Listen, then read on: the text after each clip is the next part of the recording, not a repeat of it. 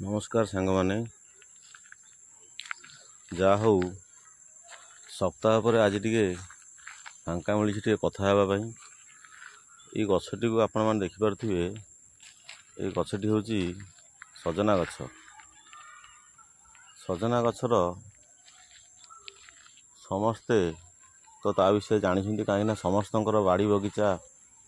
रे ये गछटी लग जाए।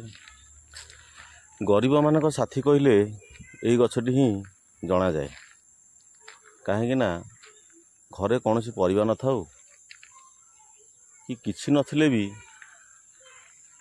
यही सागटी के नहीं भात रे पकईकी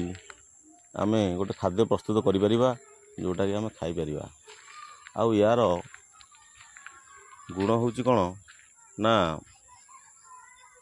सबुआड़े गछटी बंची पार सबुठी। प्रबल वर्षा एवं होता आपण मैंने जानी तेणु मु मो बाड़ी भी देखिपे तीनोटी गछ आनी लगे किंतु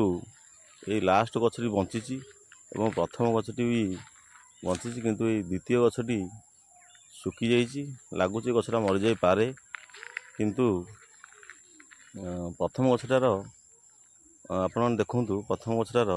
मु पाखु जाई देखुची ये पत्र गुड़ा भी बंची कहीं एत बड़ भल उपकारी गछटा बड़ गछ ये थिला किंतु गछटी भांगी जाइए जेहेतु आनी तीनटा गछ लगे पत्र भी टिके टिके बाहर लानी आउ बहुत खुशी लगुच जा हो गछटी बंची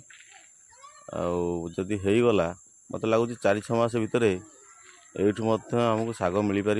कहीं साग टे दूर को मत जावाक पड़ुची आने पड़ुची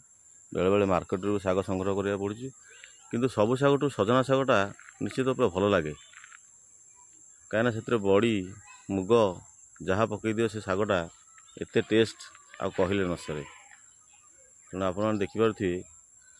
देखु आ गोटे अच्छी पाखे गोटे गछ मुझे देखुची माने मिनिमम 10 वर्ष से गछटा को मुझे लगेलानी कि छेली आसी ताकू बारंबार आसिकी कला पहाड़ पर आक्रमण कर गछटा लंडा कर सारे माने मिनिमम 10 वर्ष पुष्णा गछटा हम। तापर अच्छे देखो तो गोटे अमृतभंडा गछ गोटे गछ सी कि तार 10टा शाखा बाहर 10टा शाखार कौ शाखार फल न धरी बोली कहीपर। देखो गोटे गछ सी माने 10टा गछर फल सी दौर देखु केमी धरी गछटा देखु टे माने 10 शाखा सी बाहर मुझे एत गछ लगेली किंतु से 2टा गछ बंचला मत एत खुशी लगुच गोटे गछ बंची कि 10टा गछर फल सी जोगाऊँ। तेणु अमृतभंडा को आम मार्केट रू किणा जाऊँ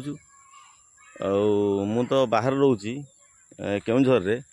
केउंझर भाषा रे अमृतभंडा को जड़ा बोली कहा जाए।